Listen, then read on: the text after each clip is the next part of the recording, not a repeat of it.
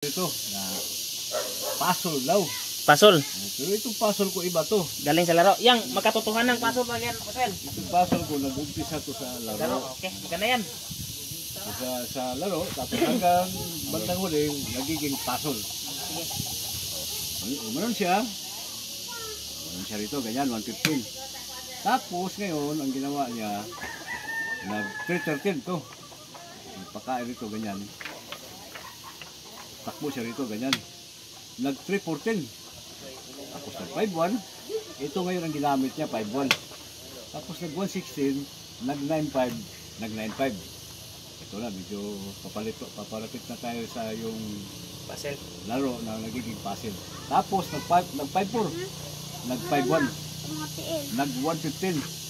So, itong 115, hindi niya pwedeng nakawin to sa 13-16. Si may 14-15 ganyan, oh. Matatalo dilaw tatlo kagad. Kaya hindi ko pwedeng nakawin. Hindi niya pwedeng nakawin to. May ganyan. Ngayon, ito namang 7 to, hindi ito pwede kasi may 14-15. Okay. Kaya ibig sabihin, dito siya sa 7-3. 7-3. Tapos tuloy natin ha, 10-5 siya ganyan. Para itong 13-16, hindi pa rin pwede kasi mayroon ang ganyan, oh. Dalawa, tapos tatlo. Tuloy natin. 12-7, mayroon ding 11-7, mayroon ding 6-2. Isa-isahin natin ha. Pag halimbawa ngayon nag-12-7 siya, dito lang sa 5-1. Pag 7-2 niya ganyan, dito lang sa 3. Kain rito, kain dyan, ganyan. Ngayon, may 6-2, may 11-7. Pag 11-7, ito, ang pinakauna makikita pula rito, ito.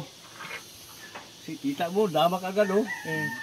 Pero bad move to, pero iisipin mo, bakit bad move? Kasi dadama ka nga. Ipapakita natin ha, bakit bad move to. Sige, bad move. Dalawa rito, tapos dalawa siya rito, ganyan.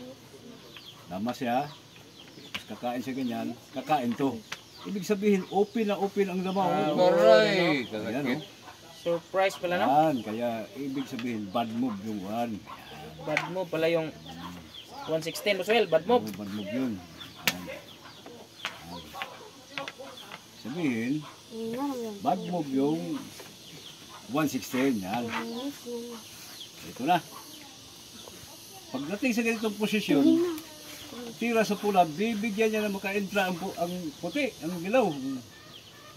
So, pagdating sa ganitong posisyon, sabi ng pula, bibigyan ko ng makadama ang dilaw.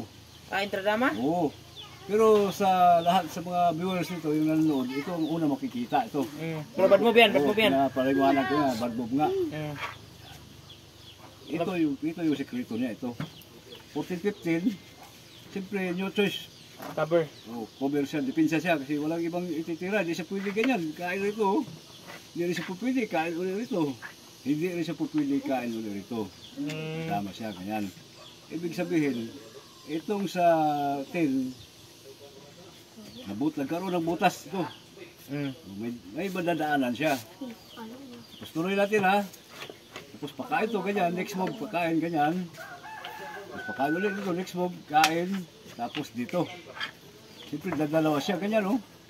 Pag dalawa niya, siyempre, pag inalayas mo maig dito, ito lang ang pinaka-base move niya. Ito lang. Kain rito, ito na. Kumain na siya ng tatlo, yan, oh.